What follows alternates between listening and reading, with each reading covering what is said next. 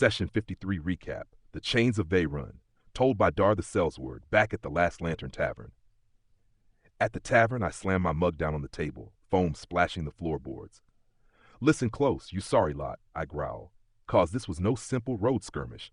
This was chains, blood, and a tower full of slavers, and I was there. Marta smirks from behind the bar. Misty leans in, eyes bright. A hush falls, as always does when I start a tale. We took a notice off the board, I say, tapping the table. The chains of Veyrun. Slavers had holed up in the old scorched watchtowers, turning prison walls into markets for flesh. Captain Orm wanted them broken. The crew that day? Vorag Limsmash, big as a bloody house and twice as stubborn. Bum da bun, frostbitten and sour but a hammer in battle. Fritz, mad wizard, crackling with fire and smug wit. Sanders, our captain, healer, and stubborn mule who'd rather drag 100 wounded than leave one behind. And me, Dar. Just me. On the road, the air's travelers. We set north, boots chewing dust. By noon we found them, travelers, air's folk, scattered and bleeding along the road. Wild canines had torn through them, but behind their fear was something darker. Slavers had struck, and some kin had been dragged off in chains. A woman clutched at Sanders' arm, eyes hollow. They took my boy. Please, they'll brand him. Don't let them. Sanders knelt, his voice steady, hands glowing with light. No chains hold forever. Rest tonight. I'll see your wounds mended. So we did, pulled them off the road, pitched fires, kept watch. Sanders worked till his hands shook, binding wounds, easing fever. Fritz even conjured a few illusions to make the children laugh, phantom rabbits hopping through the grass. Vorag stood silent, staring north, his grip on his blade like it might crush steel. The slaver hunters and their dogs. Next day they came. 3 slaver hunters, leather-clad, whips hissing, with 2 great canines the size of wolves. Road's ours, one sneered, spinning his chain. Toss the packs and maybe we'll let you live. Bum spat. Bad day to pick a fight. And gods, it was a fight. The dogs lunged first, teeth snapping at Sanders, but he slammed his shield into one's jaw with a crack. Vorag's axe met the other, cleaving deep, blood spraying the dirt. I took the whip from the first hunter's hand, snapped his wrist, yanked him close, and buried my blade in his chest. Fritz, laughing like a madman, lit the air with a thunderous blast that sent the other 2 tumbling. When it was done, the road stank of iron and smoke. The dogs lay still, hunters broken. Shackled runaway and the riders. A few days on, a shackled man burst from the trees, running for his life. He saw Vorag and near collapsed at his feet. Please, save me, they're right behind. And out they came, 3 bugbear slaver hunters on horseback, thundering from the wood, chains dangling like trophies. Mine, Vorag roared, charging straight at them. The first rider never had a chance. Vorag's blade sheared through horse and rider alike. Bum caught another with his spear, yanking him clean off the saddle. I skewered the last, but not before he tried to drag the runaway with him. Sanders snapped the chain with a word of power, hauling the man back to safety. Your slavers won't return, I told the freedman. He only sobbed, whispering, More? There's more on the river. Hashed the river boat.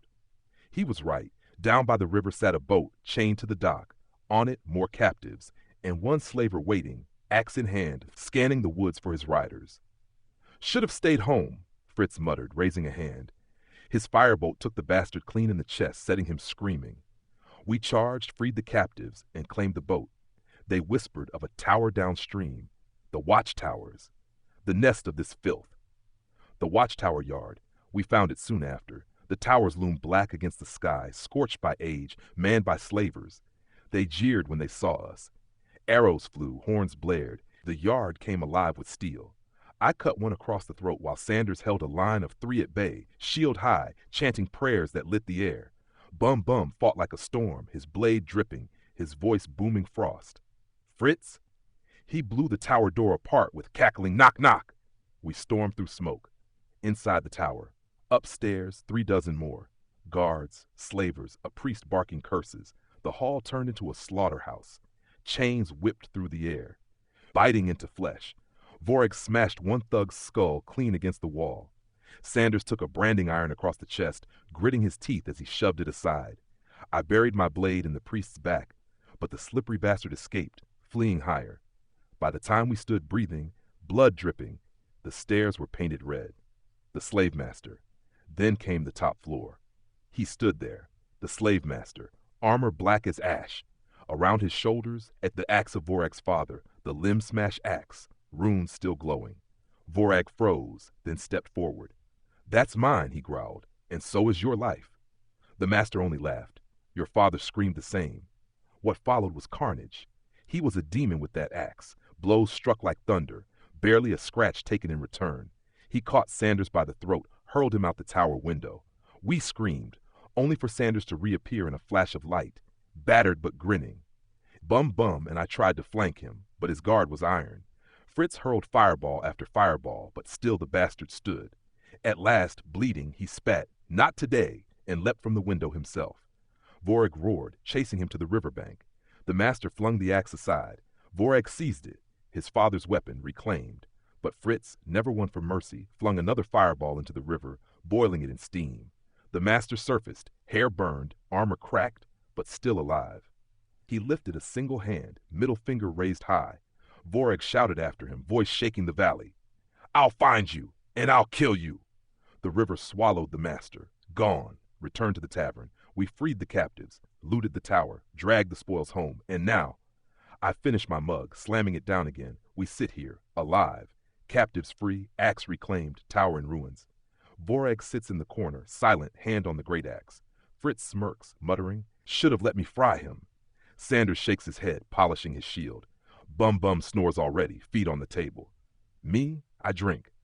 "But make no mistake," I say, leaning forward, "that master still breathes, and chains remain on our roads. This fight ain't over. Not yet."